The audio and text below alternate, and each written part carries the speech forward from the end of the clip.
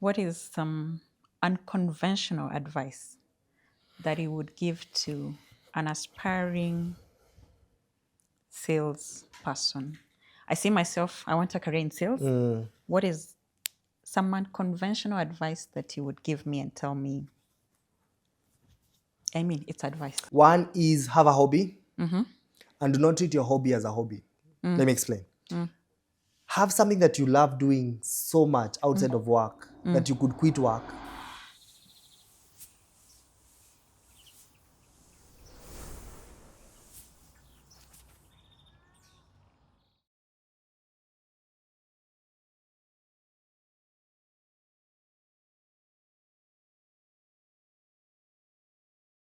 Welcome to Untethered Conversations. My name is Liz Kisilu and I'm your host. And my conversation today is about a subject that majority of us sometimes struggle with, and it's sales. My guest today is Kelvin Kuria. We'll be talking matters sales, commercial, business, golf, and just life in general. So let's do this. Tell us about where do I see myself in the next 5 years? This is your Something first podcast as well. I think Yep. it's important to say that. So my name is Kelvin Kuria. I consider myself a salesperson because I have done a lot of things, but I have sort of been in sales for the longest time. I'm currently the CEO and founder of Commercial Club of Africa. We are the home of salespeople on the African continent. African continent. African continent, yes. And we're going to talk more about CCA and what it is that we do. But our vision is to nurture bold African commercial superstars. What is something that my listeners might not know about you? That I'm a golfer. I don't know if that's an important point because it is important to show that I do have a life outside of the office. How did you end up in sales? How did I end up in sales? Yeah. Okay. Is it sales or is it commercial? It is sales. So it was sales. What's the then. difference? It is commercial now. So two questions. Good. I think let's tackle the sales versus commercial one. Correct. I have two explanations for it. So I have a business explanation, then I have a layman's explanation. Let's make it more layman. More layman, right? Yeah, So the let's layman just simplify it. layman explanation is if you run a kiosk and you sell potatoes, and you have two people to run the kiosk. There's a guy who owns the kiosk, and there's a guy who sells potatoes The at the business kiosk, owner. right? The guy who sells potatoes has one job. His job is to make sure he sells 100 sacks of potatoes a day or a month or whatever the number Correct. is. That guy is a salesperson. So he's in the activity of doing sales, right? The business owner, however, has to be a lot more interested in a lot more than just how many bags of potatoes did we sell. You start thinking about what was the value chain, how much did we get the potatoes for, and therefore if we sold them for 100 and we bought them for 60, we made 40. Margins. Out of these 40, how much is my actual profit, right? What does the market for potatoes look like in the next 6 to 7 years or 6 to 7 months? What is climate doing? What is the government Does a doing? potato etc. seller look at 7 years? No, 6 to 7 months, not years, right? What's the point I'm making? The point I'm making is the sales guy is very revenue generation oriented, and there's nothing wrong with that. The commercial guy is very value driven, right? So so sales is about generating revenue. Commercial is about generating value. Okay. So commercial is what you want to be. Commercial is what sales wants to be. Commercial is more strategic. Yes, commercial is a lot more strategic. Commercial, and people in my industry now have started saying that commercial is the interlink between sales and marketing. So if you put sales and marketing together, then you start to form a commercial person. Based on your explanation, so I've understood the salesperson. Yeah. I've understood the commercial guy is a business owner. So where does a marketing person Where does come the in? marketing person sit? Yeah. Yeah. So let me give you another example, right? If you work for, give me an example, to a potato seller, right? The potato guy grows up and becomes a big potato business, right? Yeah. Now they need to start talking to making people eat their potatoes, etc., right? Chips, effectively meaning that they now have to start thinking about who is the person that is consuming the potatoes. So let me explain. Your sales guy goes to Naivas and sells to Naivas and is given space to sell fresh produce to Naivas, right? Naivas is now a consumer. So the sales guy is now a customer, not a consumer. So your sales guy is involved with Naivas and talking to Naivas, and so he's managing the customer. Naivas in this case being the customer, right? If they went and hired a marketing person, the marketing person would be responsible for making Liz go to Naivas and eat your potatoes. Okay. So that marketing person is now responsible for the consumer. So the marketing person just makes you know Naivas exist and their potatoes at Naivas. Exactly. Yeah. The marketing person makes you go to Naivas and buy X brand of potatoes. Okay. So the marketing person is responsible for consumer. The salesperson is responsible for customer. That's the easiest way to explain it. How did you end up in sales? How did I end up in sales, right? Yeah. So the personal story here is, I was giving a presentation the other day and I was thinking, how did I actually start in sales? I started in, so you know how when you finish high school, we had 2 years in between high school and campus, right? I was in that generation. And yeah, so you and I are sort of in that generation, right? Yeah. Nowadays, I think it happens a lot faster.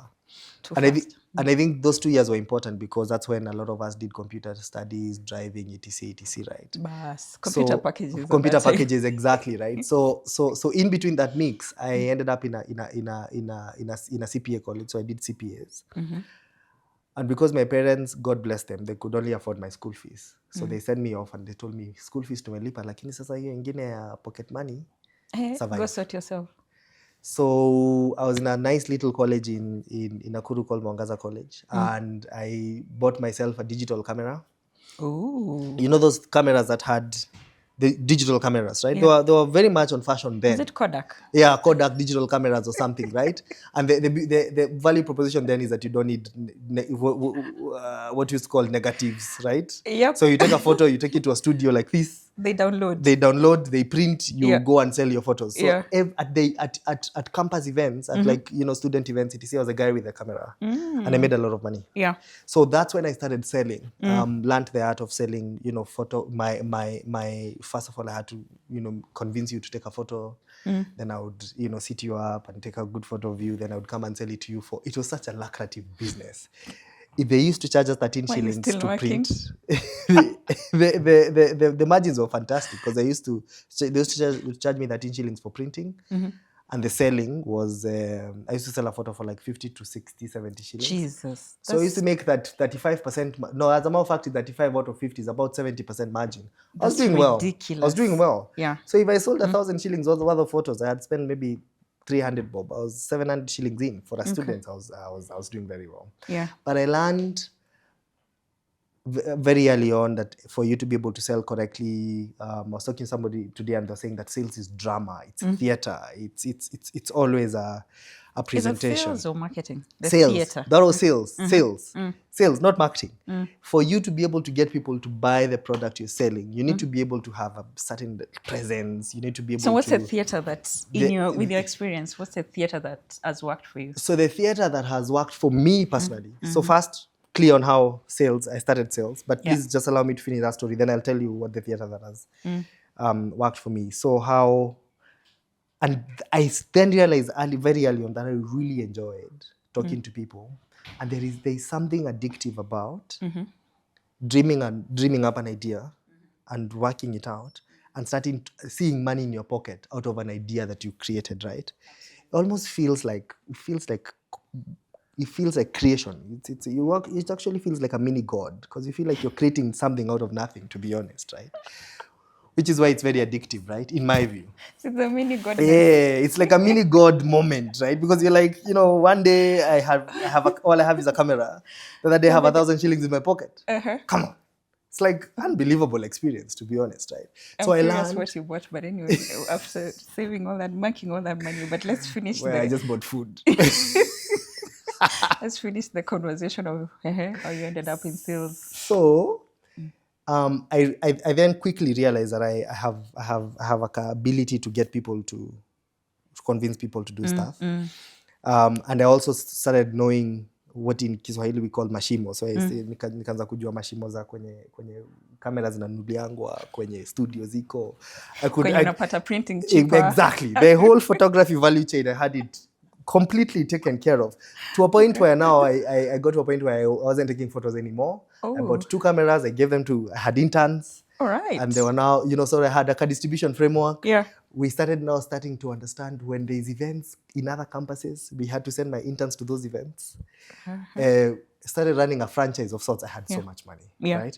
But then I realized the value of, if you're able to sell anything, the value that you could create for yourself and the community. So I told myself, I never sleep hungry. Yourself and the community. And the community, exactly, right? Community around you, the people around you. So yeah, so then that journey then, went to campus, continued it, started, and now moved, started selling flash disks and memory cards and phones in What have KU. you sold?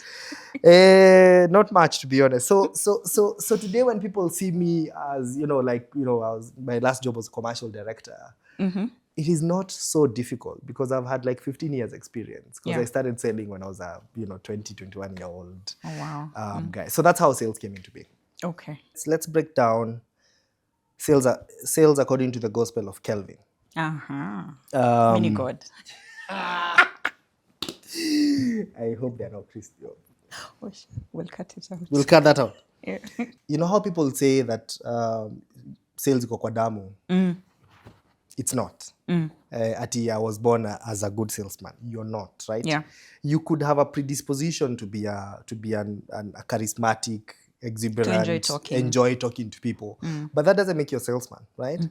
Because there's multiple levels to it, right? So if you're the head of sales for Safaricom, right, you actually are not on the street selling airtime, correct? So your exuberance of being able to sell, the gift of talking to people, is not very useful. Yeah.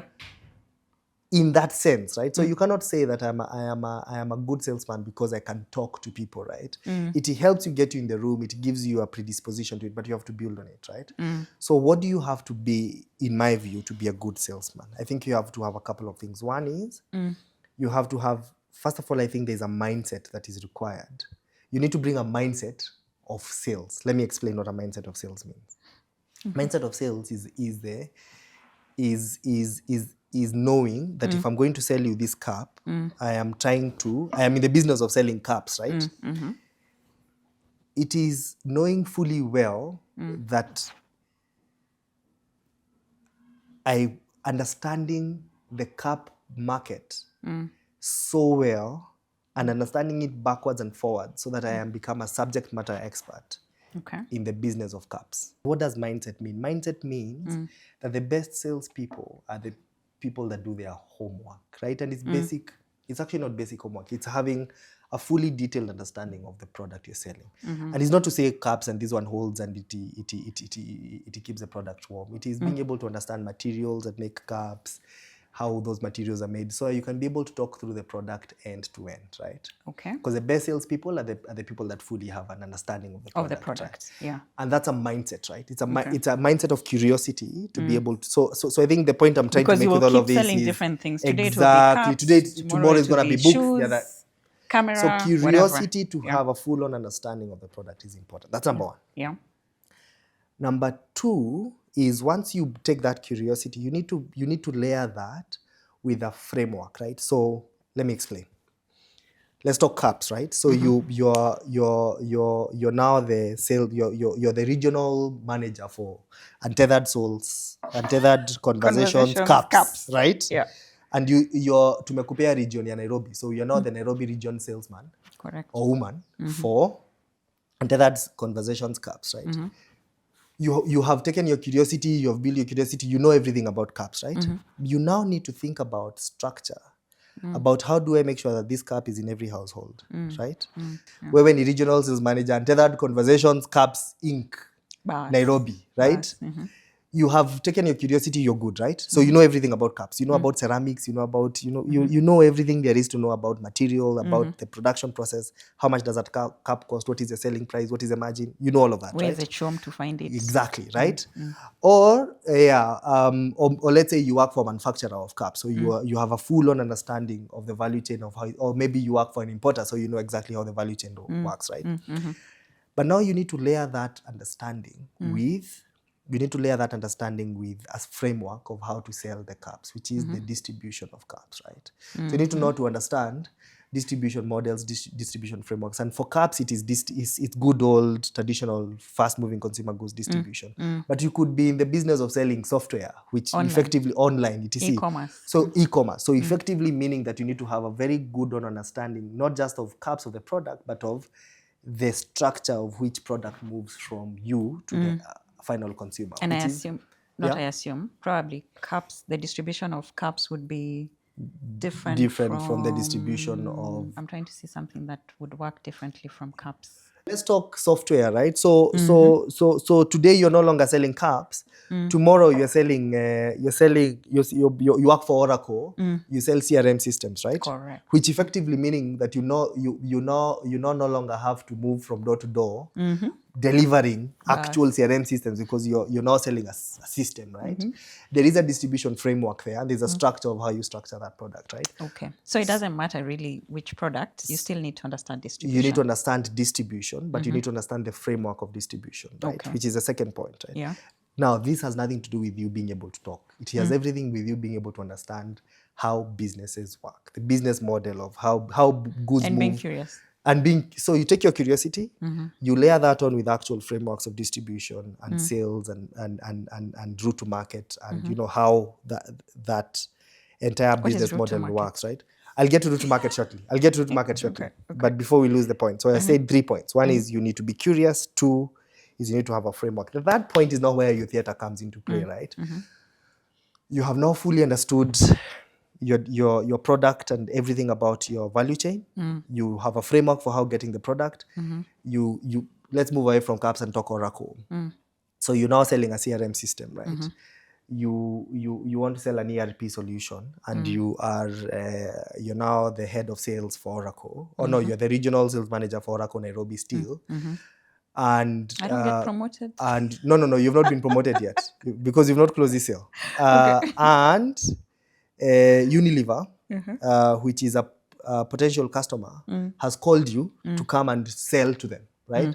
So in the Unilever office, who's the Oracle buyer? They're probably the head of IT. He's probably sitting there with the CEO. You're making a presentation, right? Yes. That is where your theater comes to play, right?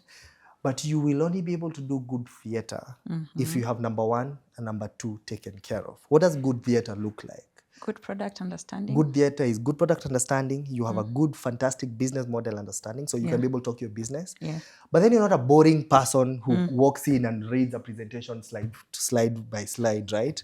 You are able to humanize a product and make sure that the product is understood. Even software. It could be software. Yesterday I was hanging out with somebody who sells satellite services. Like, just think Starlink. Yes, that's what they sell. But now it's Starlink, but they actually sell it to government, military bodies. He's a salesperson. I'm like, how do you sell satellite, right?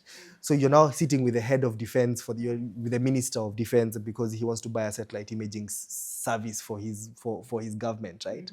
That's where the theater comes into play, because you now need to take that product and bring that product to life in front of your customer, right? So just building on theater. Yes. For some people, theater comes naturally. Yes. But majority of us, actually, theater doesn't come naturally. How do I learn The theater? beauty about it is that theater is learned, right? So what is theater? Maybe theater is a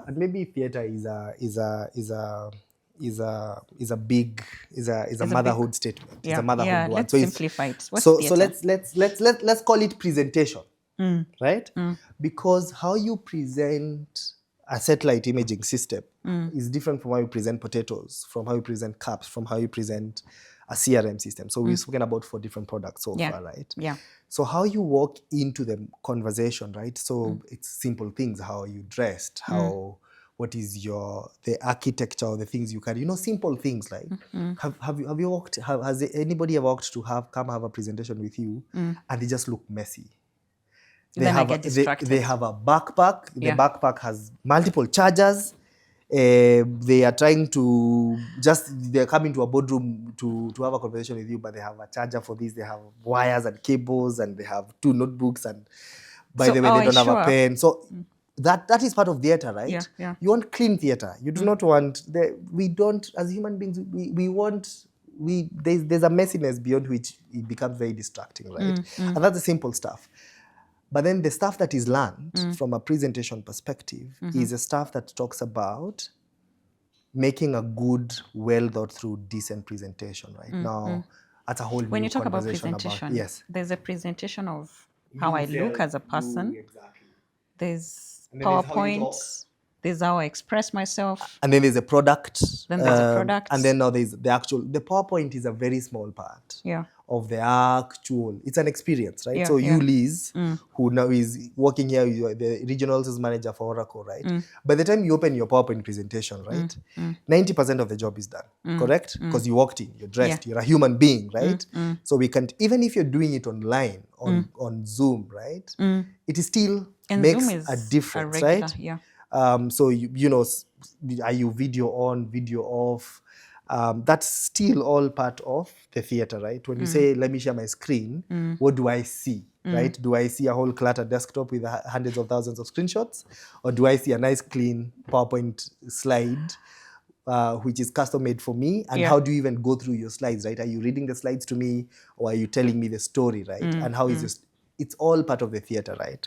Okay. So when I say that sales is theater, that's what I mean. But for you to do good theater, for you to do good presentation, the act has to have started a long time ago. It's cumulative over time. It's cumulative, and it's small little Yeah. things, right? And they build up. It Yeah. is small little things, but they start to pile up pretty quickly. By the time you're getting to the guy to say yes, he did not say yes to one thing. He said yes to It's a combination micro of, combinations of, I understand my exactly, products, I understand the distribution. exactly, and I you're am able to my- present I am that product correctly. fantastic. So we've talked a lot about sales. Yeah. So that's, I think, more the technical bit. From your experience so far, Yeah. I think we can say that you're a leader in your I field. want to believe so. Uh-huh. And I mean, your career spans multinationals Yeah. to local, recently from now, Kenya regionals and all that. Yeah. So I just want to understand a bit from a leadership perspective. One, what is the opportunity that you saw Yeah. that made you transition from a significant directorship role? Yeah. Plum. The word you're looking for is plum. It's plum, for a plum director role, Yeah. to becoming a founder, To becoming a hustler, Juakali. a Juakali guy. Juakali founder, yeah. What is the opportunity? Peddling membership and Buzz. What is the opportunity that you saw? That's a big loaded question. Okay. Yeah.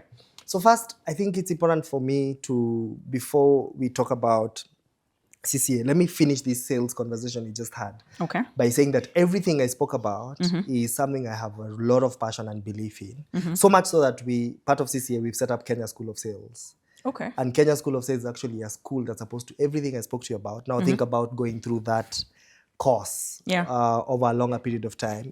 And we take you through that course based on where you are. So it's a 5-level course: level 1, level 2, level 3, level 4, level 5, level 1. You've never done sales before. You're already selling. I'm already selling it. If you just give me another 30 seconds to sell KSS, and then I promise I'll move on. Okay. So there's 3 reasons why KSS exists. One is because Kenya today, or the African continent, does not have a structured sales training. Let me explain. Doctors go to school to learn medicine. Engineers do engineering degrees. Lawyers. What do salespeople learn? Marketing. Exactly, right. So economics. the closest they learn is marketing or business-related courses. Business-related courses, yeah. BA Arts, BA Economics, etc., right? But there should be, my view is, the same way there is a doctor, you could do a PhD in economics, you should actually be able to do a PhD in sales. I dream of a day when there'll be a Dr. Kelvin who's a PhD holder in sales, right? Maybe that's why I don't have a PhD yet, because I'm still waiting for someone to. So our goal, or my vision, is to create an Africa Sales University.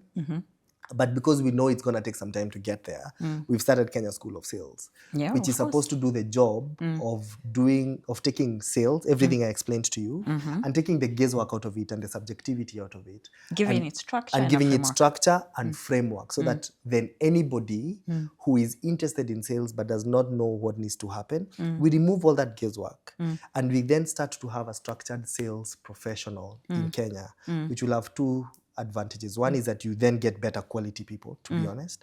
You give people, a good, decent living in sales, because today sales is still seen as the thing that you do before you get an actual job. Yeah, You start in sales. Yeah, it is what people say, acha nifanye sales kidogo. Yeah, start in sales. Nikiangalia what else I can do, right? Nikiangalia soko. But more importantly, then the economy can start to grow, because imagine if you have companies who now are working with professional accredited salespeople. They sell better, they achieve their targets faster, the companies do better, the economies begin to do a lot better, because you have a better... I think so. I think part of the reason we're struggling with GDP is because we don't have we haven't structured sales correct. Anyway, so Kenya School of Sales is up and running. We take cohorts every month. You can check out the information about us online, etc. Yeah, but very excited about So let's say, Liz, with my experience in marketing and all that. Yes. And I want to do sales. Yes. Will I start at level 1? How do you decide whether I'm level that's a 1 that's a lovely or question. level 5? So when you come in, you do an assessment, and it's like we have built an assessment that is like a full-on exam that determines what level. So by the time you're done, we'll give you a percentage, and we'll tell you, because it's an exam that takes you 2 hours to do. Oh wow! So it's a full-on, very detailed curriculum-based exam, right? And there is no right or wrong answer. We're just trying to understand where So are how you. did you know what questions to put, how to put it? Is it an accredited organization? Yes. So there's an organization called ISP in the UK, Institute of Sales Professionals. They're a global accrediting body for sales. Okay. We don't have that in Africa, which is where we had to go out. Okay. And ISP is now one of our... we are affiliated to ISP. Okay. So if you do a KSS course, you actually don't get a KSS certificate. You get an ISP certificate. Ooh. The same way you do ACCA, CIM, and you do CIM in a college in Nairobi. CPA. But you don't get, or CPA, you don't get a certificate from that college. You get a CASNEP certificate. So ISP is our CASNEP, basically. Okay, got it. And so I think we are very excited, because we feel like we are solving a real problem, and we're getting really good interest. So we're very excited about. How did you identify this opportunity? Because being a sales director, and having been in sales, worked for Unilever for 10 years and worked for African Originals for 2 years, it was evident that every time I wanted to do sales training, I had to call an external facilitator to come. There wasn't a school I could send my guys to, because it didn't exist. So we created a school, so that even if you don't have money, you don't have the monies of Unilever, you don't have the big budgets of a big corporate. You're an SME. You're an SME. You sell potatoes, back to buy potatoes, or you manufacture cups, or you sell books, or whatever it is, right? You have 2 people in your sales team, right? Bring those 2 people. So you don't have to go and create a bespoke training program for your SME. Bring those people to our school, and we'll give them back to you, accredited, and you can actually be able to see an ROI. How long does the training take? So it's a 3-month training program. It's 12 weeks, 3 months. With a blended approach, physical and virtual sessions, and it's taught by actual sales professionals. So it's not taught by lecturers. So we actually are working with the Kelvins of the industry, and all we're doing is we're teaching them how to train, and then we send them to class, etc. Okay, so this journey of sales, Kelvin starting in sales. Yes. Kelvin director. Yes. Kelvin founder. Yes. Imagine starting year 1 of your employment with the knowledge that you have right now. What would you do differently? Oh, that's a difficult question. What would I do differently? I would do, I know this is going to sound super cliche, but I would look for sales courses faster, right? I promise you, the amount of trouble and just the amount of pain that you go through when you are shooting in the dark as a salesperson, it is a painful process. So let me explain. So you are you are a country manager, right? At some point I was a country manager. That's actually how I met you, right? I was a country manager for Unilever in Rwanda. Well, you're a country manager for Unilever, for BAT, right? Yeah. In Rwanda as well. Lovely, beautiful story, by the way. Yep. But I was 25 years old. And yes, Unilever had trained me and they had given me the tools, but they had trained me on product and Unilever systems, right? I wish there was, I wish I had, if knowing what I know now, the first thing I would have done then when I was appointed country manager is I would have looked for the best, I would have gone to ISP in the UK because it existed then, and I would have done their courses. Because I would have short-circuited the systems so quickly. I would have grown that market a lot faster. I would have had a much better opportunity of growth a lot faster because I would have understood route to market done well. What does that mean, right? Sales teams, Salesforce automation done well. Sales modeling, business modeling, delivering value, customer management, all of that stuff. If you imagine if you framework it well, and therefore you're walking into a customer conversation confident that you have a framework you're using. You're not bullshitting your way through the conversation, for lack of a better word, right? I think that's the first thing I would have done. Invest in yourself. Invest in myself, specifically on sales training, because I did a master's and all of that stuff. I did all those nice, beautiful things, right? So it would be more, I think the point there is that invest in the thing that you're interested in. Invest, yes. So if it's sales, invest 100%. Invest in sales, right?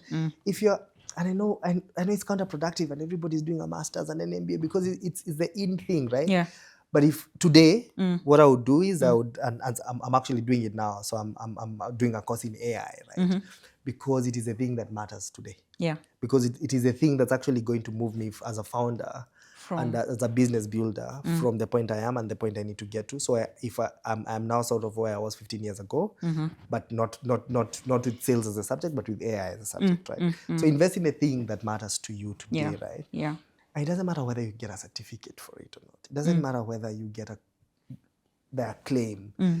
Invest in it to understand it for yourself, not for the certificate, not for the piece of paper, right? Because I think there's an obsession. There's almost there's a fantasy with makaratasi and certificates, we love people's right? certificates, I'm certified. Yeah, I'm a certified. I mean, I think it gives you a bit of credibility. It does. But I think there's also the obsessiveness of... It's overly romanticized certificates, right? So today, for example, right, the reason why there's not enough people doing AI courses is because there's not enough AI trainers and trainings yet. And therefore, there's not enough papers going around. There's so many courses but they are online. But because the thing is changing so quickly, if you did a course, an AI course five months ago, it's obsolete. It's obsolete as we right? speak, yeah. That's 5 months ago. So that piece of paper you got 5 months ago is not going to help you much, right? So I think the point is invest in practical, useful stuff that you can leave class today and start applying tomorrow. So with the knowledge that you have now, when you were starting up, you would have invested in more courses in sales. Yes, in sales. That's point number one. Right. What else would you have done? The other thing that I would have done is, and I know that now, is I would have been a lot more focused and intentional in building relationships, professional relationships around myself. Okay. Today, and why is that important? Why is that important? So fast forward to today, I run Commercial Club of Africa, which is, if you think about it, it's a network of salespeople. That really is what we are, right? Yeah. And literally, the value that we provide as CCA is only as good as a network that we have, right? Correct. And therefore, today I'm finding myself a lot of the stuff I'm doing now. So, for example, when we had a Route to Consumer Summit, 3 weeks ago, and I was looking for speakers for the summit, right? The speakers that came for the summit were all people that I knew in my Unilever days, relationships I've built over the last 15 years, right? Yeah. And therefore, sometimes I find that I build relationships that are very, very, very industry focused. So I have lots of FMCG friends, but I do not know enough people. I do not have enough good quality relationships in tech, for example, or in telecoms, or in service, because I didn't need to at the time, right? But now you need to. And you know how they say you never connect the dots moving forwards. You always connect them backwards, right? Yeah. So I'm sitting here and going, imagine if I had started building telecom relations 10 years ago, right? I would know the whole sales team in Safaricom today. Did you know how to build relationships at that age? I did, but it was a lot more intuitive than it was structured. Yeah. I mean, I'm the kind of guy that will sit with you and just talk to you and ask. You know, I don't shy away from having conversations, and I'm a big extrovert, so I think that helps. You'll be asking, how is this tea? Yeah, how this is coffee this tea? Exactly tasting? what's going on. Yeah. And therefore, but the point is, it's easy for us to gravitate to sort of circles and people that we know. There's nothing wrong there. So that the relationship building comes naturally to you. It does. It does. So for somebody who it doesn't come to naturally, Yeah. what advice would you give them That's a to good learn question. to build That's a good question. relationships? I think the first point is, do not force yourself to be someone you're not, right? Do not Be you. Do not force fit personality, right? So you want people to be in your circles because of who you are, not because of a person you portray to be. Right? So be as So if you're an natural as- introverted person who is not very talkative and very chatty, Like me, after this conversation, Listen, I'll go and I'll just be like, you will need a minute, because these things like this drain energy from you versus the rest of us. I'm enjoying it. Yeah. In the moment, In the I'll moment, enjoy it's it. fun, But then right? later, I'll be like, oh my God, was too much. wow, It was too much. I need silence. I need... So let's talk building relationships and networking, right? So if you take that personality type, right, you therefore have to. It's a lot more difficult for introverts than it is for extroverts, I think, in my view. It's a lot more difficult Yeah, for it comes people. naturally for you. Yeah. But it is still possible to do it, right? But then when you show up and you meet me as the Liz you are, not the Liz you think you should be. Because it's going to be a lot, you will be able to sustain this relationship for By a being longer me. period of time. Yeah. If you continuously come to this relationship as who you are. I'm starting to feel like a love doctor. But I hope it makes sense, right? It makes a lot of sense. Yeah. So Yeah. it gets very complicated very quickly from a networking perspective, because I'm now starting to realize, I was at a CEO's breakfast this morning, and I'm starting to realize there is levels to networking, right? It gets to a level where, of course, you have to get invited in, you have to, build I think the credibility. senior you go, the more it's invite only. It's invite only, and exclusive. networking at that level is also quite different from how you network. I think it's a lot more complicated at that level. And Okay. because of that, okay, I know I'm digressing, but you asked a good question. I think we have to answer it, which is if networking and relationship building does not come naturally to you, how do you build it? And my view there is, how you build it is step one. Show up as you Naturally, are. yeah. The best version of yourself, not just yourself, but the best version of yourself. Of course, yeah. But don't be an Make exaggerated. efforts. Yeah, of course. Yeah. Yeah, I mean, put on viatu. If you get what I mean. But do not be an exaggerated, unnatural version of yourself. That's the first point. The second point is, it's always important to build a map of, and I'm learning that now, right? Don't just network for the sake of it, right? Don't just build relationships for the sake of it, right? Be structured in your relationship building, especially if it drains you, especially if you are like an introvert who just doesn't like it, right? Therefore, so you have this much bandwidth, energizing you have this time. much energy for relationships, and spend it correctly, Yeah. right? Which effectively means join the right associations. Come talk to us about, if you're in sales, come talk to us about I want to meet sales. these 3 people, right? Yeah. If you're in marketing, go to MSK and say, I want to meet. If you're in engineering, go to the engineering body, right? Yeah. So find the right platforms and where you are, but build a map first, right? Have a map of, these are the relationships that are important to me, or the networks that are important to me for this reason, and this is where I'm going to find them. Then go talk to the relevant associations. Okay. right? So Kelvin, knowing what you know now, Yeah. you would have invested faster. Yes. You would have built relationships. I would have built a relationship map Map. that was a lot more intentional. So you'd have been more intentional Exactly. in the relationships that you built. Yeah, that I built. Exactly. Right. Okay. And I think there's a third point there, and I struggle with it to date, right? Let me explain. Which is being, even with the relationships of the people that I have now, and I use the word relationships loosely, but I mean professional relationships.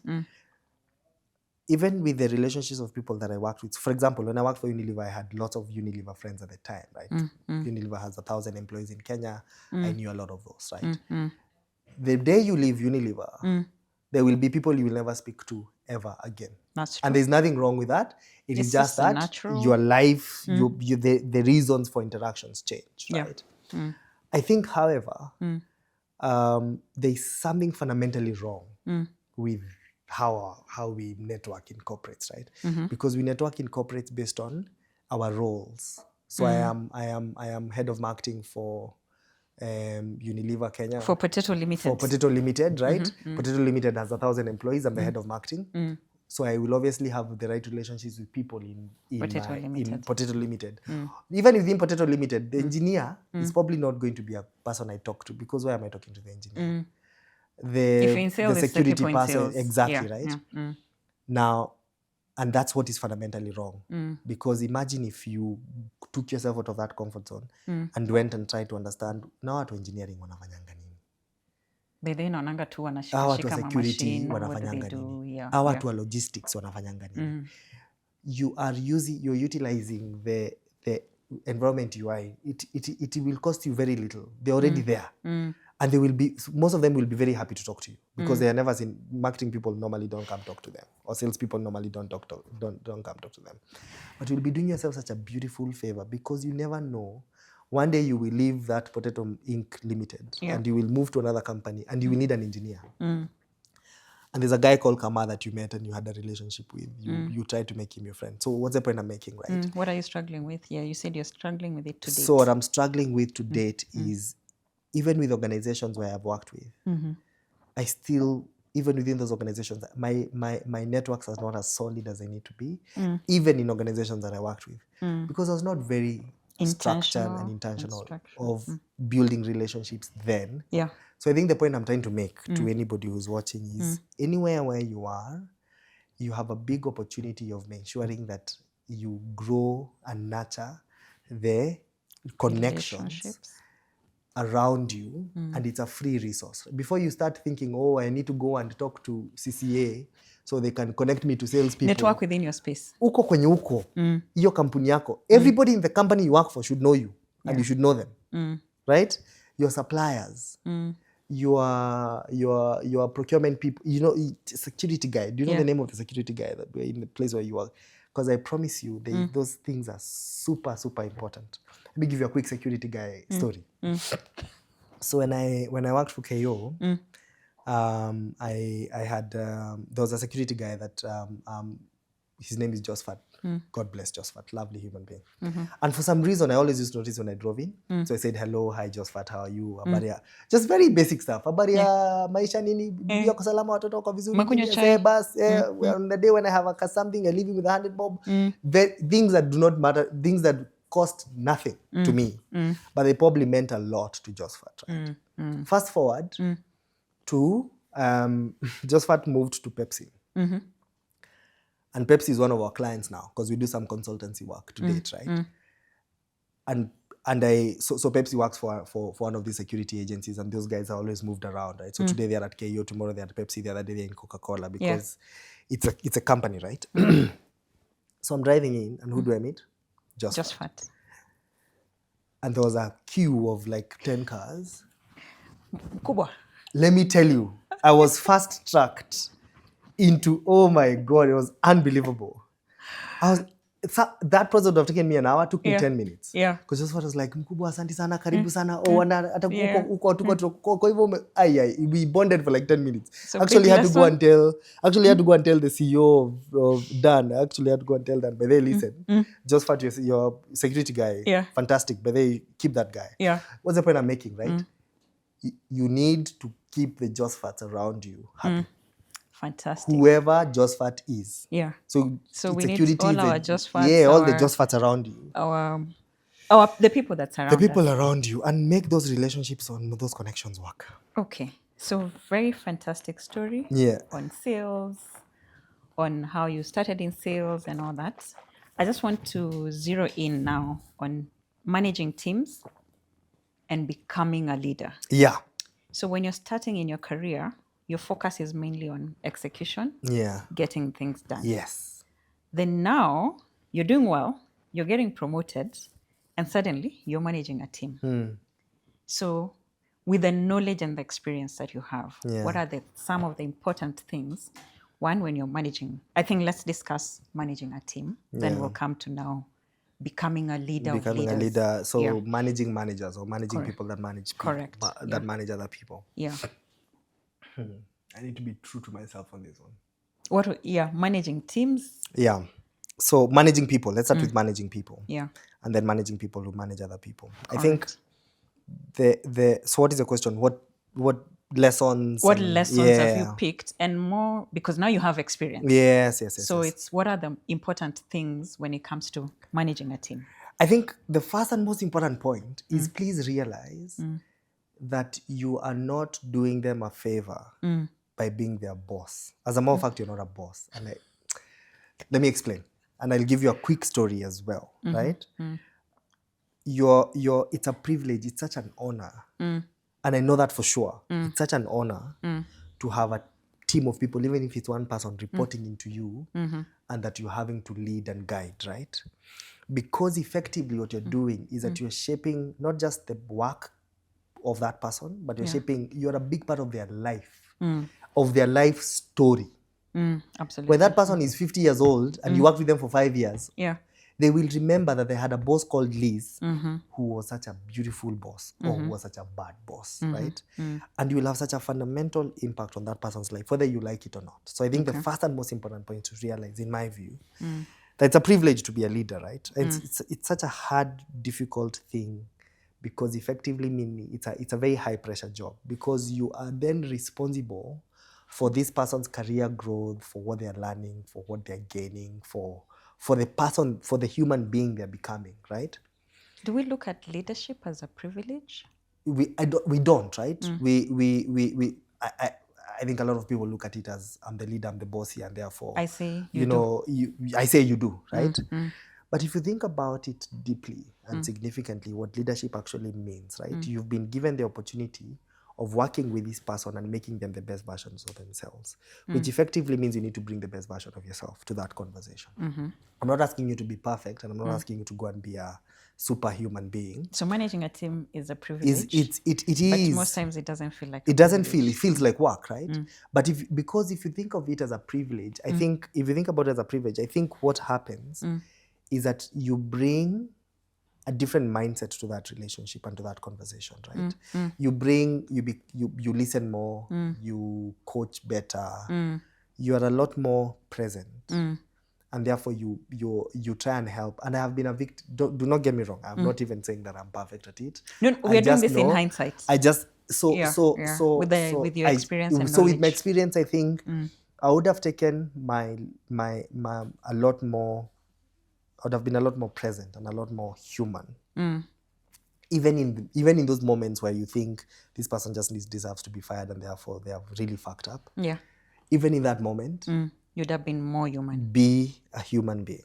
Okay. Because you're shaping a big part of this person's narrative, even away from work, right? The person they become. I think that's the first point. It's a privilege. And then I think the second point, it is to realize that tables could turn very quickly, and tables will turn. Tables will turn. Because the only thing you're aware of is how it's going today, but you don't know how it's gonna go in the future, right? Yeah. So be nice. Treat them well.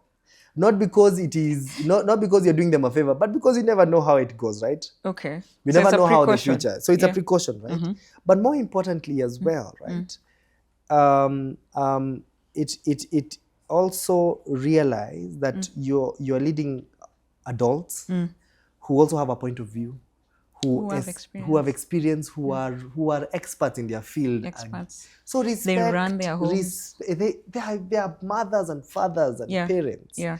And therefore, don't treat them like kids, right? But more importantly, right?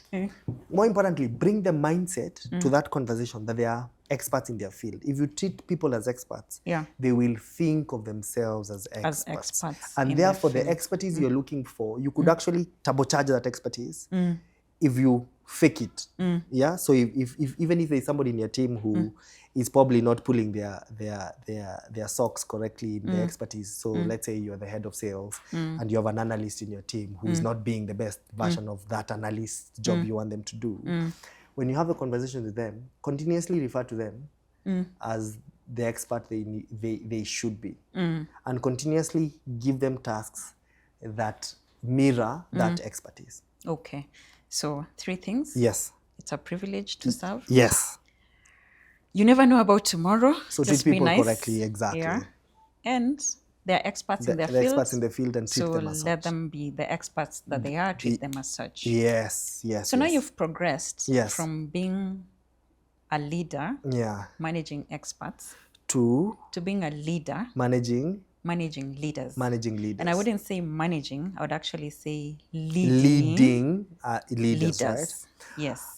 And I think at that level, it is a lot less frameworks and execution, and a lot more vision building, mentorship, and painting a picture of what the future looks like. Because now they're experts of experts, right? So yes, they're experts of experts. I mean, you're the head of sales for the region, and you manage 17 countries, whatever the number is. Yeah. And you have a head in every country who has a team below managing them, right? another 100 people. 100 people, right? So for example, a friend of mine who's the head of sales for one of the biggest banks here has 1,600 people in his team. Exactly. Yeah. So the layers and levels of leadership. So you have the last person in that chain is probably 6 or 7 levels down, right? And therefore, at that level, you're not even giving them instructions, because you can't. What are you doing? You are bringing super clarity of where we're getting to. So strategic understanding is extremely. So you have to be a subject matter expert. You have to understand what it is that you're doing and have a really good view of what is your strategy. But you also have to be able to bring that strategy to life. Can you communicate? Yes. Hold it there. As a leader of leaders, yes. Can you be a subject matter expert in everything? No. But you need to be a subject matter expert in strategy. If you work for a bank, right? Yeah. I'm not asking you to be a banking expert and to go and have a good understanding of the banking infrastructure. That's probably you're not actually useful. no longer doing banking. You're leading people. You're leading people who are selling banking products. So you're a leader of leaders. So subject matter expertise, banks. That's what you're talking about, right? The point I was trying to make there is at that level, you're not even talking about the banking product, right? Yes, you need to understand the product, etc. Yeah. But it is building the vision of what are the lives you're changing, what is our vision for the future, where are we getting the next 5 years, and therefore what do we need to do today to be able to get there. Of course, what are our targets, what are the results that we need to get, and what therefore do I need to do, what systems and structures and processes and do I need to create today for my organization, for everybody in my team to be the best versions of themselves and to do their best work, right? So at that level, you are a systems architect, you are a strategy designer, you are, so think you're the person who's then responsible for thinking about the house in which the people that will live in that house, right? And how they will be comfortable in that house. And therefore, you need to be a little bit of everything. But more importantly, you need to listen to your guys and what they're telling you. But you need to lead with clarity, vision, and understanding of where it is that you're trying to get to. You do not need to know exactly what we need to do to get there. There's a lovely book by Jim Collins, I guess, From Good to Great. I don't know if Jim Collins is a writer, but I he don't says... think that's the name of the author, but I know the book here. In the book he says, leadership is about, if you use a bus analogy, right? It is not about knowing how fast the bus is going or what parts the bus has. It is about having the right people in the bus. And if you have the right people in the bus, there will be a driver in that bus who is going to then determine where the bus is going. But first you have to have the right people in the bus, right? So which is talking to structuring and HR, and being able to talent management and have the right people, right? So I do think that's a role that you have to play as a leader of leaders. Now, what do I think? And if anybody's watching and you're reporting to somebody, or you probably don't have a team of people that reports into you, do not be in a hurry to get to that position. Why would you say that? Because I think there is a lot of value in gaining depth. Because that depth grounds you. It gives you sort of a sixth sense to the work that you do. And it doesn't matter what it is you're doing. Yeah. But don't be in so much of a hurry to move from point A to point B. And I know it's counterintuitive because today, especially with AI, everybody wants everything quickly. But I think take your time to have a full understanding of to know and understand your craft, right? And 10 years ago, take your time meant spend 3, 4, 5 years in a role. Today, if you spend 2 years in a role correctly, with the right intensity, I think you'll be fine, right? But don't be in a hurry to always move from one. Take your time to understand depth because, and I know that for sure today, right? You get to a point where you will get found out if you rose up too quickly. Yeah, and absolutely. therefore you do not have the depth to run the role that you're doing. Yeah. And then it all comes down crumbling. And when you get found out. And you get found out, bad things start to happen, right? You're now being moved from one department to another because you're trying to find out maybe you can do well in procurement. Okay, so we've talked about sales, we've talked about leadership. Yeah. We've talked about CCA. Yeah. So in your role right now in Yeah. CCA, what are some of the challenges that you're facing as a leader? So first of all, what is my role today, right? So what I do today is I am a vision carrier. I have this big vision. Yeah. That one day, the African continent, the salespeople in the African continent, I believe there's at least 25 million salespeople on the continent.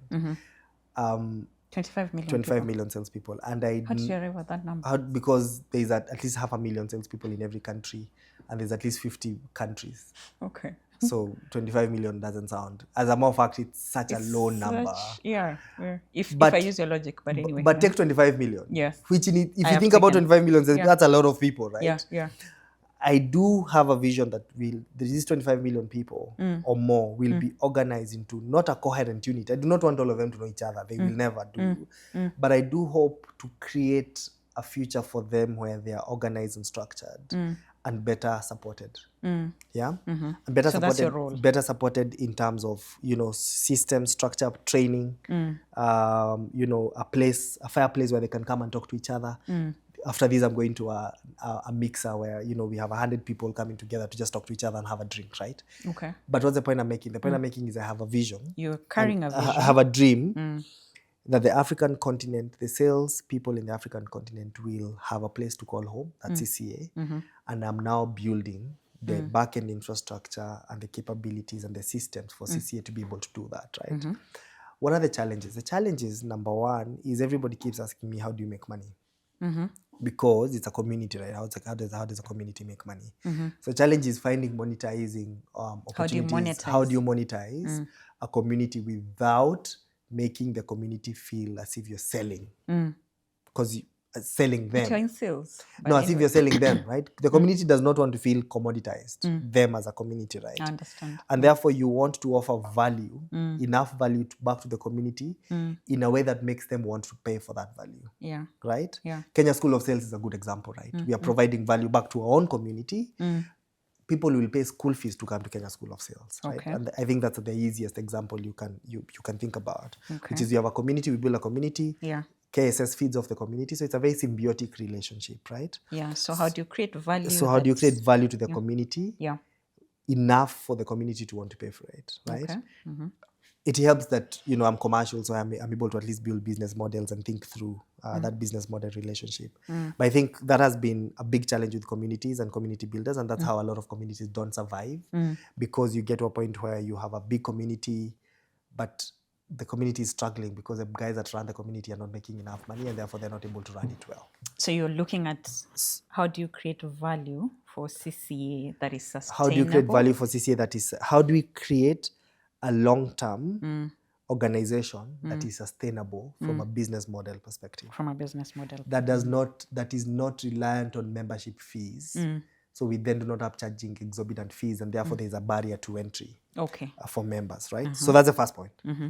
That's the first challenge and opportunity there as well. I think the second challenge is the fact that every time I talk to people, and I tell them that I look after salespeople and my community and my organization is salespeople, everybody goes like, but how isn't there how isn't there an association for salespeople? It's like mind-boggling that it doesn't exist, right? So it's such an obvious glaring Even when you told me, I was like, oh, how does it not exist, right? yeah. So you'd think that it's an easy job to do, therefore. But the fact that the reason it doesn't exist It's is a green field, so you'd think it would be, you come in, you just set up the community and everybody comes, right? But the reason it doesn't exist is because there is some very deeply seated societal and cultural norms and nuances to how we view salespeople and even how salespeople view themselves that have resulted to us not having an association. So it's actually the reason it doesn't exist is not because it has been tried before. It's because it has been tried before and it has failed. What's a detail, just a bit, in terms of how salespeople view themselves? The nuancing, right? Yeah. The nuancing is we have socialized an entire community, an entire profession to think that this is what they do before something else comes up. Yeah. It's a very transient, very transitory, it's a transitional, very temporary thing. profession, right? And at that lower level at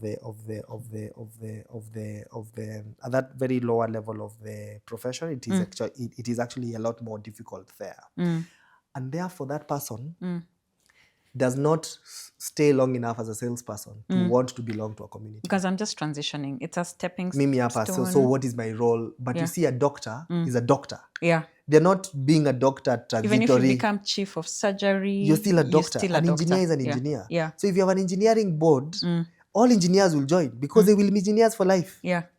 But salespeople don't think about that at the core of salesmanship. Yeah. Salespeople don't think about it that way, right? Yeah. Which is why it's very difficult to be which is why this association is difficult to run. Okay. Because you have to start by showing people that it is okay to be a salesperson. It is a job that is as good as any other.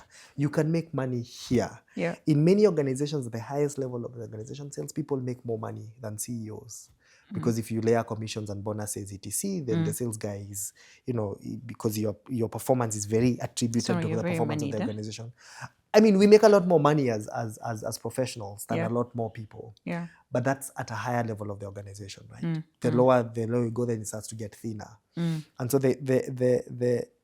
where was I going with this? The challenges about CCA. So then changing that mindset of an entire profession, it then starts with us doing stuff like this, being able to talk about it, being able to talk about the challenges and the opportunities, and being able to show that vision of what it could be at some point, and therefore hopefully getting people to see it that way. Okay. And I think the last challenge is, and I see this every time and I'm thinking about it now, and I'm seeing it even with Kenya School of Sales a lot more, is that we're building credibility. We are building the ship while we are in the ship, or we're building the plane while in the plane. So you're building your own credibility on yourself because you're building a new product, right? Yeah. No one has it. Kenya School of Sales does not exist. So you have a prototype that you you're have a prototype, refining as you go. As you're refining as you go. You've never had students before. Yeah. And therefore, but then we want you to come and be so it's a bit chicken and egg, right? But it must be exciting as well. It is super exciting. Yeah. I wouldn't have it any other way. Because then you wake up every day is challenging. There's obviously there's hundreds of opportunities.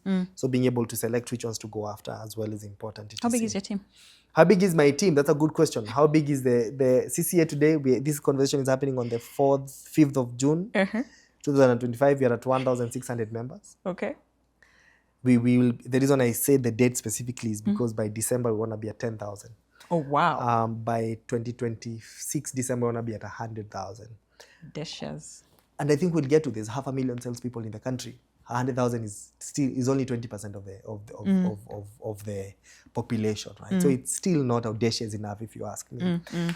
How big is my team? So I consider that part of my team, the members and the followers. The members, right? Yes, yeah. But if you think about what you need on the back end to manage that, you don't need a lot of people.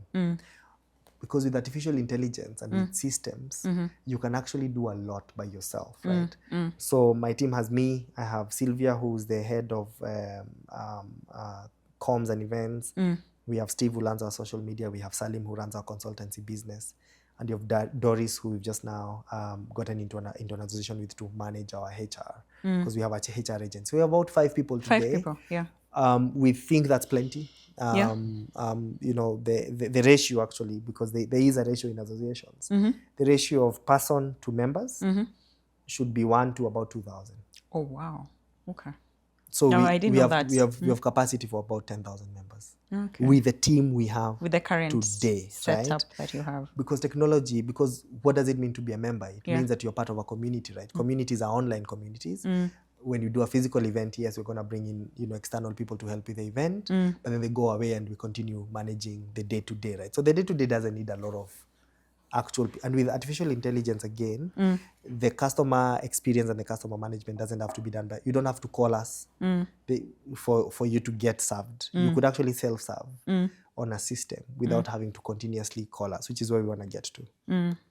Okay, so very good insights. What is some unconventional advice that you would give to an aspiring salesperson? I see myself, I want a career in sales. What is some unconventional advice that you would give me and tell me? I mean, it's advice. One is have a hobby and do not treat your hobby as a hobby. Let me explain.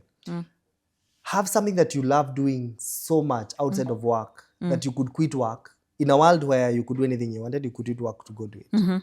I have 3 such things. I like planning, I like playing golf, and I like playing squash. Any of those 3 activities, in a world where I didn't have to work, I would retire to a golf course and play golf Monday to Monday, and I would be very happy.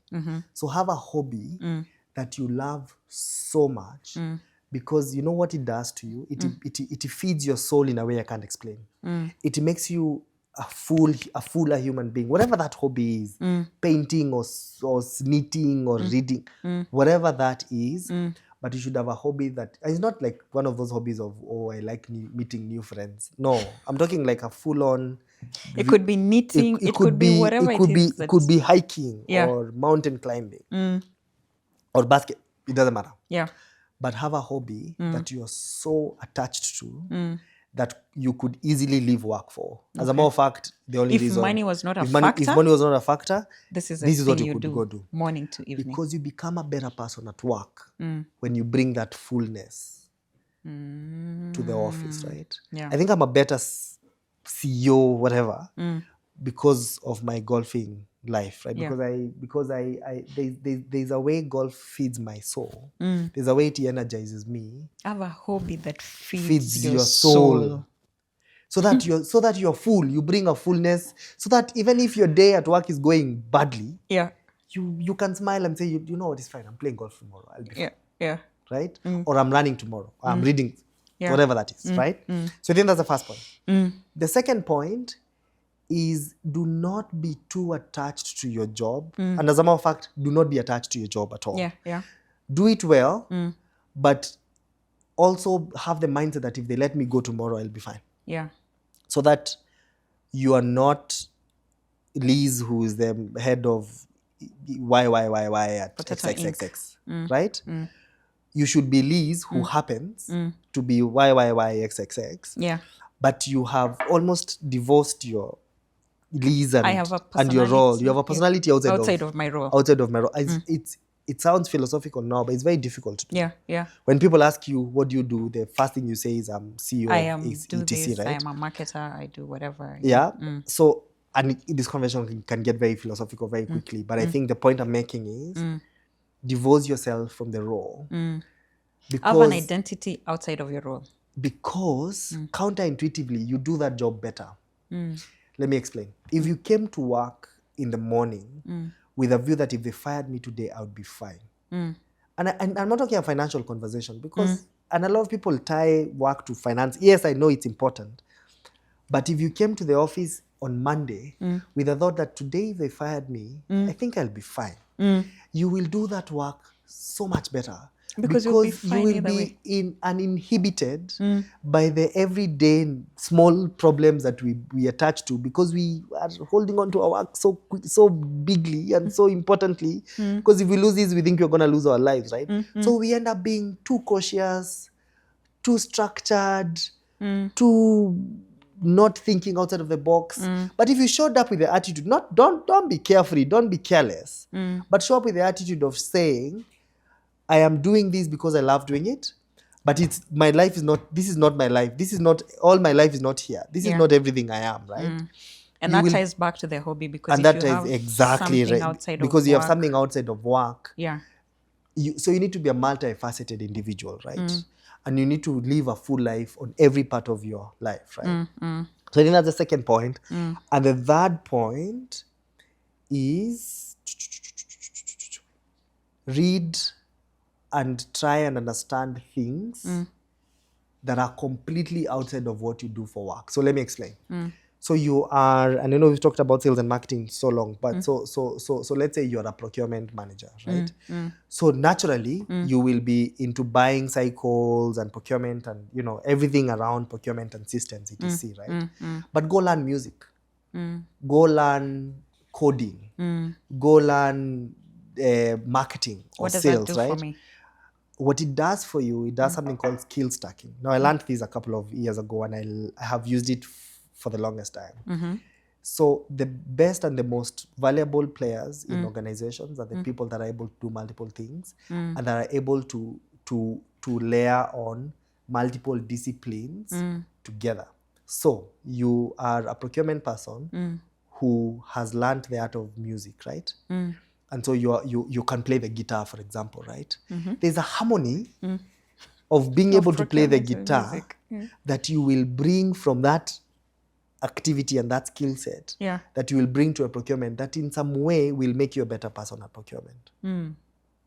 So the advice here is go learn as something that's completely unrelated, completely different from what I do. from what you do. One, you will be bringing your mind into a completely different, so you will be happier because your brain is going to be challenged, and you will be living in someone else's life or someone else's world, right? Okay. I'll ask you one more question, because you've talked about AI. Yes. And in the field of sales with innovation and AI. Yes.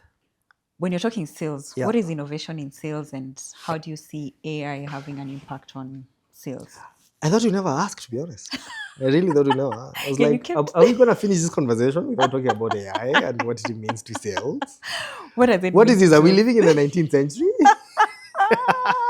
We are back to present. Yeah. So what does I could go on and on, but what does innovation look like? Innovation looks like breaking down the entire sales cycle as we know it and everything in the sales process. So think about prospecting and how you look for prospects and how you manage prospects. So your CRMs, your nurturing, your how you nurture prospects to them being actual leads, and how you then get loads, and how you lead manage, and then how you close the deal, and then how you move them from being from the deal and the selling process, and then the after selling selling process.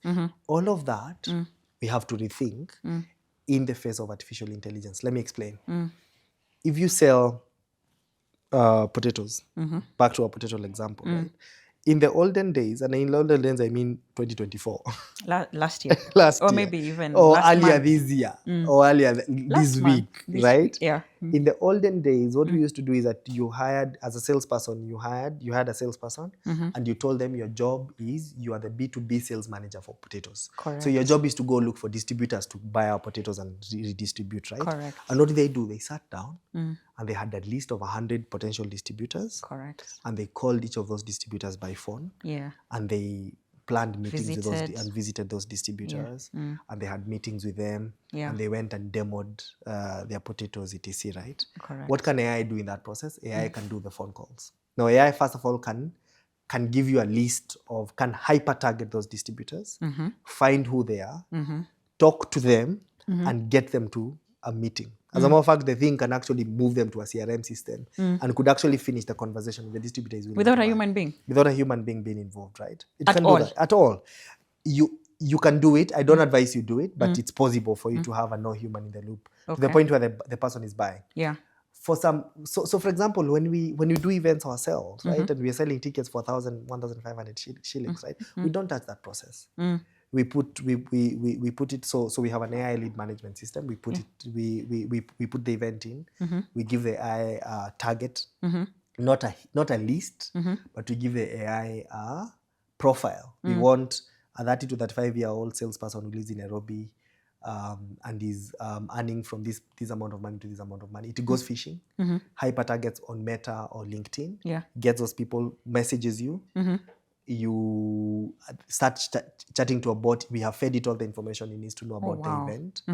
So by the time and then so it tells you about this event.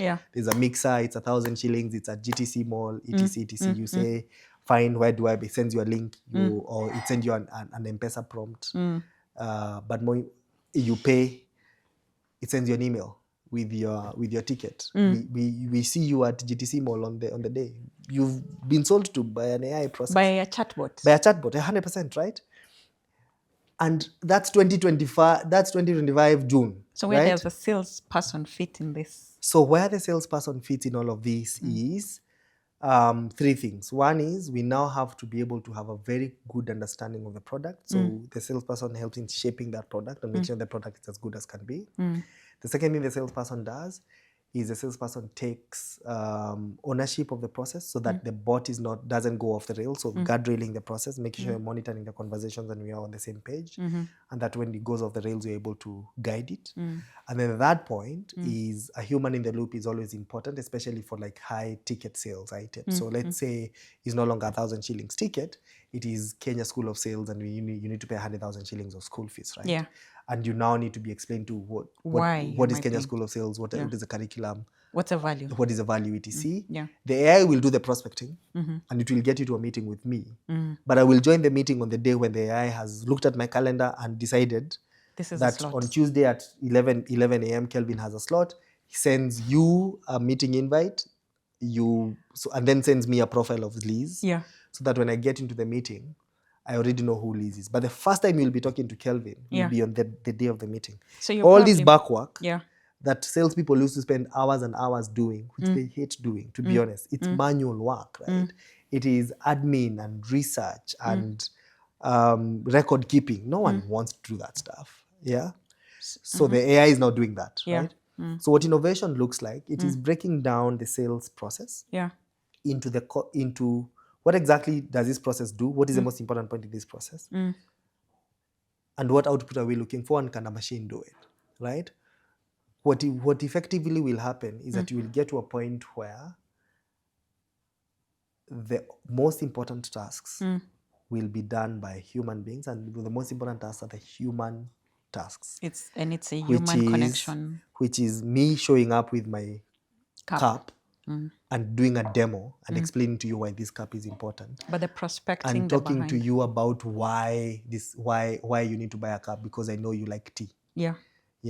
And you are a good friend of mine, and we have had a cup of tea together, and therefore we can have a conversation about tea, and therefore you can buy the cup. Or I know from AI that you like tea. 100%. Or the AI has told me that you like tea, so I come and use that as an opportunity, right? But all that prospecting of how they found you, that AI can do. Oh, wow. So a human in the loop is important, and that is what salespeople will now have to do. So salespeople will have to learn how to bring the best versions of them, the best human versions of themselves to life, because that AI cannot do. So as a future salesperson, yes, I need to embrace AI now. Yeah, I mean, if you're not doing it, I promise you will lose your job. I don't even think it's sales. Yeah, it's no. So as a future, as a knowledge worker, in any field, as a learner, you will need to have more than a basic understanding. And I'm not talking prompt engineering. Prompt engineering is cute. I'm talking systems understanding. I'm talking being able to break down any process that you're doing. Today, what do you do for work? You are the head of engineering for a construction company. Fantastic. What exactly do you do, right? I do engineering designs. Okay. What system do you use? How can we use... So break that down into this processes and ask yourself, what are the creative parts of this process that require a human element? Yeah. What are the manual, repetitive, non-creative parts that can actually AI be automated? That AI will automate. That AI will do. Yeah. The creative stuff is where you dial in. So, but you need to be able to understand AI, so you understand how to utilize AI. But then you now need to dial up your humanity. So there has never been a time when being human was more important Than now. than now. Stay human, learn to be human. Yes. Embrace AI. Embrace AI. Yeah. Because then effectively it you know what it does, right? You come off better as a better human being. If I used to take, let me use my potato example, my cup example, where the thing prospected you, right? Yeah. Normally I would have taken 3 hours cold calling, Yes. right? Yeah. If I took those 3 hours skilling myself, because I'm not doing that anymore, right? Yeah. So if I take those 3 hours skilling myself on artificial intelligence, right? So that I can make the system better, or I can understand how to make the system better. Or upskill myself on things like other things, music, art, psychology, physics, whatever it is that I am interested, excited about. When I show up to that conversation with you, I will be such a kick-ass human being. Yeah, because I've not spent time cold I'm not calling, cranky. getting rejected. I've not been looking at an Excel file all day. Yeah, trying to figure out. So that time that I was taking to look at an Excel file is time that I have repurposed the time. You've gone golfed a bit. Yeah, I've gone a bit. No, I am full on. I am the best version of myself, right? So if you think about it, then counterintuitively, AI makes you a better human being. It makes you a better human being. And the most important point is unconventional advice.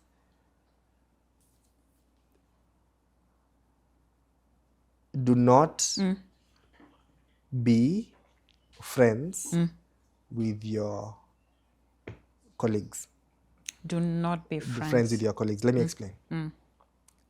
Do not be family, not friends. Do not be family with your colleagues. You know how people say that my office mates are my family, that my colleagues at work, my team is my family, right?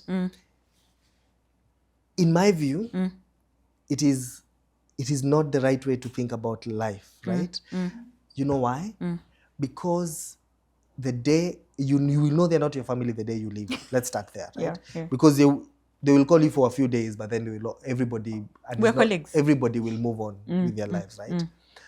And therefore, if you think about your colleagues not as your family, but as your colleagues, and you respect them and you like them enough to want to work with them, right? You will not put the unnecessary pressure that we put on our colleagues to be everything else, right? You will not look to be your friends, to be your workmates, family, to be your therapists, to be your friends, to be your work husbands and your work wives, because that's a thing today, right? Yeah. Because effectively meaning you will come to work and you'll have a nice, cordial, professional relationship with Liz, who happens to be my line manager. Yeah. And we will do a beautiful job because we will talk about work. Yeah. And we will be cordial, we'll know each other, we'll probably have a few dinners together, what, we'll be friendly. Right? We'll be friendly, right? Yeah. But I will therefore not have an unrealistic expectation of the things that we can do together, or the because person the that you need to be. expectation of family, the expectation friendship is very different. Yeah, exactly. Colleague is also what very we different. expect from family is very different from what we expect with friends, right? Okay. When you think of people as family, you don't give them harsh feedback. Yeah. You hand them with a bit of velvet gloves. Yeah. You're not being you're being overly cautious around them because you're thinking of their feelings all the time. But if you don't think of them as family, then you will be brutal when brutality is required. I thought you said be human. No. You will be brutal in a way that allows the person to understand. You fucked up. While remaining humane. Humane, right? Yeah. And so I think stop thinking of your workplace as your family, right? Yeah. They can be your friends, they can be your colleagues, but family is just keep your family to your family. Go back to your wife and your husband and be a family there. Okay. So very good advice, unconventional. As we wind up, I don't know, do you read? What are you currently reading, listening to?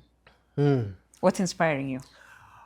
So I have taken on the advice. So I read and I listen to whatever. So and I listen to the usual podcast, etc.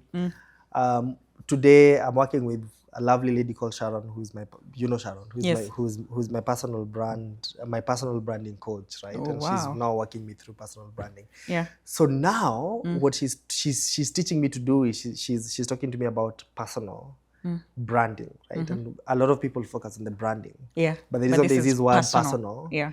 it is only a personal brand if you bring your person to life, which effectively means being vulnerable, talking about your greatest fears, talking about the things that you have fucked up on, things that you have not been very good at, talking about things you're scared about, like showing the human version Being vulnerable, of being which, vulnerable, right? yeah. And so what I'm currently now today, what I'm obsessed with is the art of personal branding.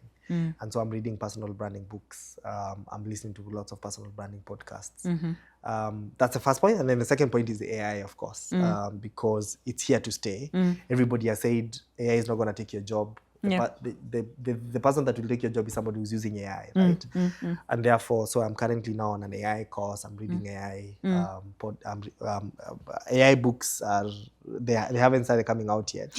So, And the ones that are there have already gotten. By the time you're clicking print, ChatGPT 4.5 is out. We are probably moving into version, I don't know what. Or Google has released their new imaging version called VO3, which they released last week, right?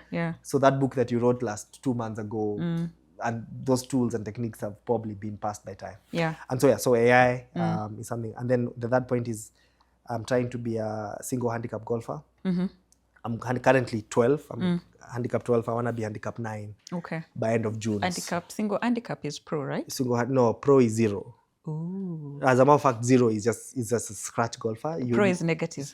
Pro is you have to be 0 first, but then you have to now take classes to then be considered a professional golfer. Which is a whole different level. I don't want to be pro. I just want to be a single handicap golfer. Single handicap. So I'm reading a lot of golf and just watching a lot of golf. So we've talked a lot about selling products. We've used examples of potato, physical things that I can touch. What about services? Good question. First of all, I think what I would like to do is I would like to break this service piece into 3 pieces, right? One is, I know it sounds basic, but let's define what a service is. Right? So I'm thinking I'm a consultant. You're selling anything that's not tangible, right? I cannot touch it. That's what people think, right? But I think the misconception there is that a service is not tangible. It is tangible, right? So I am a good strategist. The benefit of your service is tangible. So there's 3 points. There's a features versus benefits conversation. And then there's a conversation about packaging. No, first there's a conversation about packaging. Let me take that. Packaging of a product. Let me take that one more time. There's 3 steps. So I'm thinking on the go. You can tell. There's a conversation about description, describing your service. And there's a conversation about packaging your service, and then there's a conversation about selling the service. So let's start with description, right? And so throw anything at me. So let's have a bouquet of services, right? Let me just build on to I'm a good strategist. You're a good strategist, yes. So I'm a consultant. You're a consultant. Who helps businesses build their strategy looking out, let's say, 2 to 3 years. And I want to be able to sell my business. To sell your service, right? My service. Your services as a strategic consultant, right? So if you use my 3 framework, my 3-step framework, right? The first point is description, right? So you have to be super clear about describing what is the product what is the service that you're selling, right? So in this case, it's strategy consulting, right? And so strategy consulting in this case for who is the person that's feeling the pain? For it? Let's say SMEs. So you have to ask. There are some questions you have to ask, and those questions are not significantly different from the questions you ask when you're selling a product. I think that's the point I wanted to make, right? Which is, if you're a strategy consultant, there's somebody who's feeling some pain somewhere. And that pain you can relieve that pain with the services that you're providing. Or there's somebody who sees a big opportunity and you can help him or her bring that opportunity to life, right? So opportunity definition and therefore solutioning to that opportunity is not significantly different, whether it's a product, whether the person is feeling the pain, physical, an actual physical pain, therefore you sell them a painkiller, which is a product, or they're feeling the pain of they have a business, but they don't have a strategy for it, so they have a pain there, and therefore the description of the product of the problem and therefore the solution is not, the process is not significantly different, right? Okay. Where it gets different is on the features versus benefits and the packaging. So let me explain. A lot of people go at products or services. A lot of business people and owners of product or owners of services usually think about features. And so a feature of this cup It's is white. that it's white and it is ceramic and It's not as small as the ones in the hotel. right? It gives me a Exactly. nice quantity of Those are features. The benefit of it, though, is that you are, what is the problem it is solving, right? The problem it is solving is that I want nourishment and therefore, or I am tired, I have had a long day, I want a coffee, right? Yes. So it is delivering nourishment, it is delivering energy. Yes. So it is delivering a benefit, right? Yeah. It is That's a benefit. Every feature should link into an actual benefit. And therefore, if you think about your services, right, you have to think about what are the features of the services that I offer, right? I'm a barber. My job is to shave people, right? What are the features that I have? I give you a clean shave. I help you with your... As a strategist, yes. My feature is my knowledge. So as a strategy, so let us do a quick analysis of your strategist, right? So you're a strategist. What are your features? Your features are that you have a deep understanding of customer problems. I would imagine, right? Or you have a good understanding of, you are a subject matter expert. You understand strategy, right? Or what other features would you have? As a strategist, I'm thinking, good problem solver. Yeah, good problem solver. That's a feature. Yeah, I'm able to think outside the box. You're able to think that's another feature. I'm able to probably foresee problems or unlikely scenarios. So you have you're able to forecast and see where the problem is going. Understand the trends. You understand trends exactly. Yeah, I probably have experience with businesses that have gone through a similar. Fantastic. Yeah. So those are my features. So let us give me your best feature in any of those five. Which one would you be most excited about? I think the trends. The one on trends, right? Because you're sort of a seer. So the feature there is that I am able to use what predictive models to see what has happened in the past, and therefore I can be able to tell what's going on now, and therefore I can be able to tell you where is your business headed in the next 5 years, right? Yeah. How do we translate that feature into a benefit to the person you're talking? Because the person you're talking to does not care, really. Your client does not care really that you're able to do this. Yeah. Your client cares to how does that help me live with my problem. So that beautiful ability you have of predicting trends, how does that help me? And therefore the benefit could be something along the lines of, I am able to live in your world and help you understand where you're headed, and therefore I'm able to solve your problems with you by being a critical part of your business, right? Or I'm able to have empathy to live in your shoes, right? Or help you alleviate a potential problem, right? problem. So you see what you're doing is that we're taking your tangible, your logical features into emotional benefits. So benefits will be a lot more emotional. Features will always be logical, physical, etc. Make sense? Yeah, that's a marketer. The benefits, emotional. 100%. Yeah. Yeah. So you want to live in the benefits, not in features, right? Yeah. Even if you're a content creator or you're a strategist, etc. Yeah. And then at that point, and most importantly, is that you now need to be able to take all of those benefits and package yourself, right? And this is where actually thinking product actually helps, right? Which is the inter-exchange I was talking about of skills, right? Because if you think of your strategy consultant person, right? They need to be able to position themselves as a solution, which is effectively a product, a packaged product that you can then go to an SME and say, listen, this is what I do, this is why I do it, these are my benefits, this is what you will get, right? That is the same exact process you use when you're talking physical product, right? And therefore, the lesson here is that there's a framework to selling a service, and that framework is not significantly different from the framework of selling a product. The difference is in the description, which is the first point. Yeah. in the features and how they translate into benefits, Yeah. but the packaging is not significantly different. Yeah. Yeah. Very good. And so as a content creator or as a saloonist or as a doctor or a lawyer, etc., Yeah. it's the same exact process. And I know I'm super simplifying it. Yeah. But describe it correctly, be super clear on who is the problem, who owns the problem. What am I solving?